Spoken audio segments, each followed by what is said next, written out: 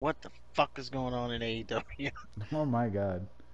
Uh, Now it seems like what I've been saying since we started this whole thing is starting to be a little true. That they're TNA? TNA 2.0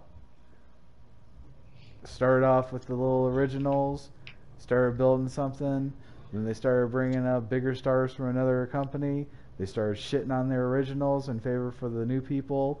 They bring in more new people from other companies, and it just becomes like a ghost of what it originally was. And then next thing you know, they're on the fucking TV Guide channel. Well, number one, TNA's still around.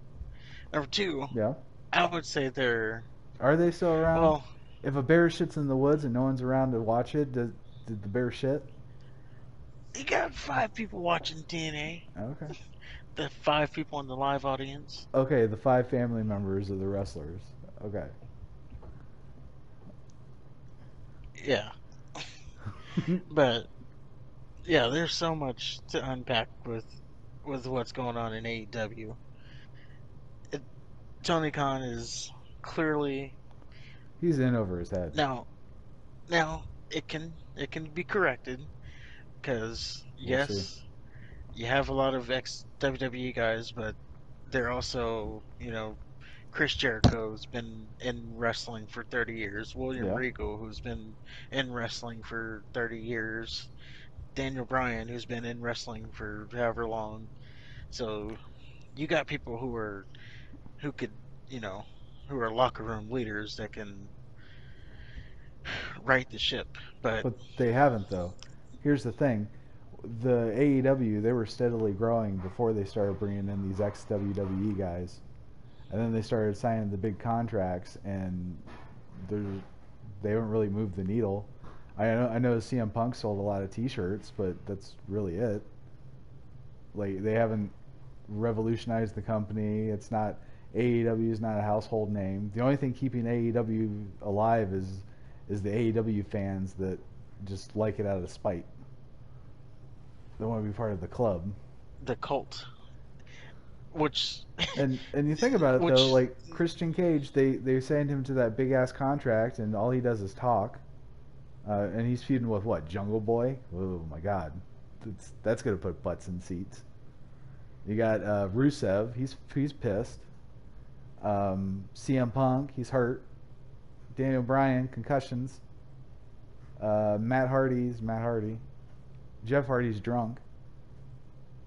Who else? Everybody else is either in the booth or not the booth, the announce table or at a backstage role. And that's that's what Tony Khan has prioritized over like the Darby Allens and the Sammy Guevaras and the MJFs who started the company, who did the All Out and the Double or Nothings and all that other shit. They're the ones that got AEW all the buzz, not Christian Cage, not CM Punk, especially not CM Punk. In fact, CM Punk seems to be in the news for more negative shit than positive shit when it comes to AEW. right. And that's not even. So there's that. And that's not even what what I was talking about. What I'm talking about is the backstage troubles that are going on in AEW. Well, that is part of the backstage troubles because I think the the quote unquote AEW originals are resentful of the former WWE guys coming in automatically with these big ass contracts, and they're like, well, wait a minute, we've been here all this time. Where's our fucking slice of the pie? Now, at the same time, the AEW originals, like, I think, aside from the Young Bucks and Kenny Omega, I mean, MJF was probably the biggest one, and he's not necessarily a household name. So I think they're feeling a little bit entitled without really winning the big game, so to speak. Hmm. And of course, the veterans are feeling entitled because they came from WWE, and you know they're supposed to be the automatic superstars.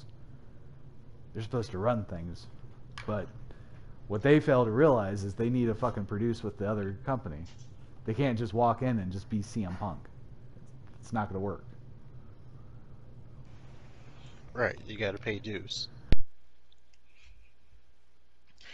But let's talk about some of those backstage things that are happening because we got a lot of them. So, number one, we'll start here.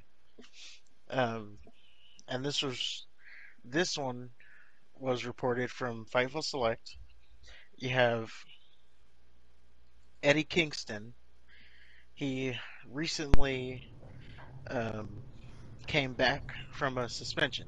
As the story goes, I always like to say that um, he got into an argument with one of the AEW originals, Sammy Guevara. Mm-hmm. From what I was able to figure, or what I saw on the story, is Sammy Guevara and Eddie Guerrero, I'm sorry, Eddie Kingston. Yeah. They're building towards a program. Sammy Guevara had a part in his promo that he called Eddie Kingston fat. Eddie Kingston didn't like that for some reason, um, because He's he didn't approve it to be in the promo, and and apparently he has thin backstage, skin. so he didn't approve it. So backstage, he took a swing at Sammy Guevara. Yeah. And the funny thing is, he was silently suspended by AEW. Like that wasn't it wasn't a story until after he came back, which I think that's kind of cool on AEW's part for just kind of taking care of it without making it a thing. Like, why does it need to be a story type deal? Yeah, but yeah, so they got wind of it when he came back, but now everybody's talking about it because they got wind of it. Right. They did figure it out, so now everybody has to talk about it, even though it's already over. Um, and even both parties, Kingston and Sammy Guevara, they both came out. Um, they said it's water under the bridge. Guevara said basically what I said.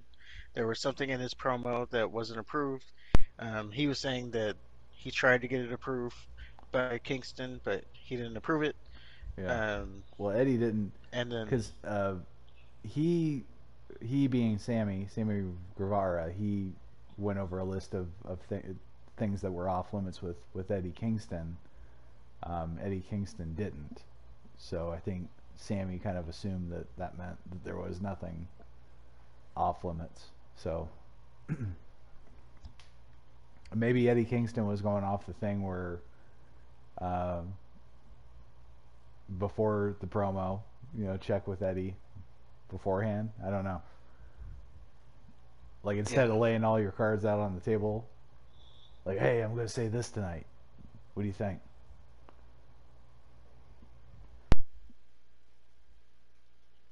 yeah. So for whatever reason, he didn't approve it, and then got upset that it happened. Um, but then he also came out. He also said it's water under the bridge. I was completely in the wrong. Yeah, It was me in the wrong, not him. Um, and we've moved past it pretty much. yeah. And he told his That was one fans thing. to leave Sammy alone. Yeah. So that was one thing. Number two, Thunder Rosa, the AEW Women's Champion. Um, she got hurt. She had to relinquish the title. There were reports about her that she also recently went through, or no, the reports was she had to give up the title because she is serving a suspension for what they didn't really say. And it's since come out that that's not even true. She's actually hurt. Um, but there's also been uncovered some of the reports that she has backstage heat with Britt Baker and Jamie Hayter. Um, the names don't matter here, but what you need to know is over the whole year, Britt Baker hasn't liked Thunder Rosa. There's a lot of backstage politicking that goes on. Like there's stuff that Britt gets to say in promos that Thunder Rosa doesn't want in the promo, and because Britt is who she is, she gets them approved, and she's friends with Jamie Hayter, so that's why Jamie Hayter then has heat with Thunder Rosa. There was a crazy report, so it's kind of like a high school there. Yeah. Um, there was a crazy, and I knew this was false as soon as I heard it. Um, so Thunder Rosa and Jamie Hayter they recently wrestled, and Rosa broke Hayter's nose. It was an accident, whatever, but um, she broke her nose, and what the reports were saying was Thunder Rosa was hiding in the bathroom because she Oh, was afraid of getting her ass kicked. Thunder Rosa is Um, an ex-UFC fighter. there you go. That's what I immediately said. So you, so you're telling me the ex MMA fighter was hiding in the bathroom because she was afraid of getting beat up? That's what I'm supposed to believe. Yeah. Like, By get out of here Britt with that. Baker and I don't even know the other one. Jamie Hayter, you Yeah. should know her if you're. She's one of the best assets of the company. Mm. Assets of the I company. got it. You pervert. When you see those assets, you that's a name. I mean, I, she should be like 10-time champion with those assets. okay.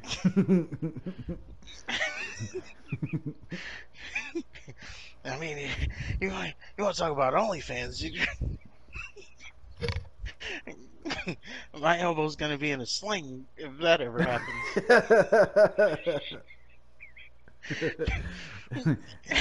Degenerative wrist arthritis. Yeah, I'm gonna have to take a week off of work. This is Jamie Hayter. Uh huh. Okay. Definitely gonna have to take some PTO if that ever happened. Gotcha. But um, so yeah, Eddie Kingston, Sammy Guevara, Heat, Jamie Hayter, Britt Baker, Thunder Rosa, Heat, CM Punk. I'm starting to think that this is all a storyline with the CM Punk thing. You know, a storyline with truth in it. I think maybe there's Yeah, a it was definitely something.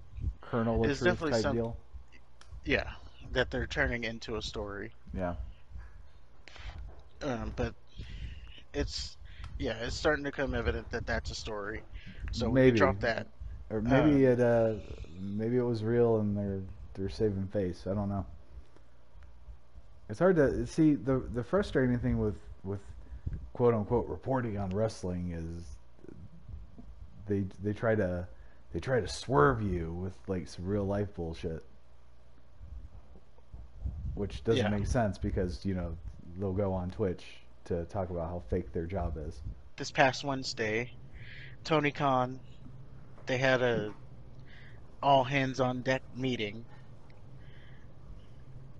Um, Basically trying to say, okay, this this is getting out of control. I've clearly lost control. So See, they had a raw meeting to try to right the ship. and And of course, the Russian spy was there to report it to sources, or you know, someone was in this meeting and then ran out and told Fightful what was said. what was said. Well, not what was said. They didn't say like what was said, but we had this mandatory meeting where um, we all had to talk about working as a team, yada yada yada. So yeah, See so now he it didn't like. now all the crazy shit and rules and restrictions that Vince McMahon had, it's starting to make sense now because when you have a environment that while encouraging and nurturing creativity is a good thing, allowing creative people to just do whatever they want, however they want, it backfires on you. And once your employees or once your team is under the impression that they can get away with just about whatever they want, it's really hard to get back to a structured environment, from Yeah, a relaxed and then environment. you gotta like go the straight opposite and just be a straight hard ass. And Tony Khan And is not a then, hard ass at all. have you ever watched The Office? Yeah, It's starting to look like he's more Michael Scorn, or I'm sorry, Michael Michael Scott Scott. as a leader. Like they don't take him serious at all. See, I was thinking more like Jim. They didn't seem to, because he was the cool, like, try to be everybody's friend. And Well, he didn't take over until towards the end, though. yeah, And but he when he took wasn't. over, he got serious. Yeah, he wasn't that great. I don't know. But But Michael yeah, was Michael always Scott like, trying to be. Yeah, he was trying to be everybody's friend too. And yeah. whenever there was And then bad when he, news, he'd sugarcoat it and more about having fun than getting down to business. yeah. And then Stanley, and he What like did I freaking, just say? yeah. And Or then no, he did like I had to call stutter? him.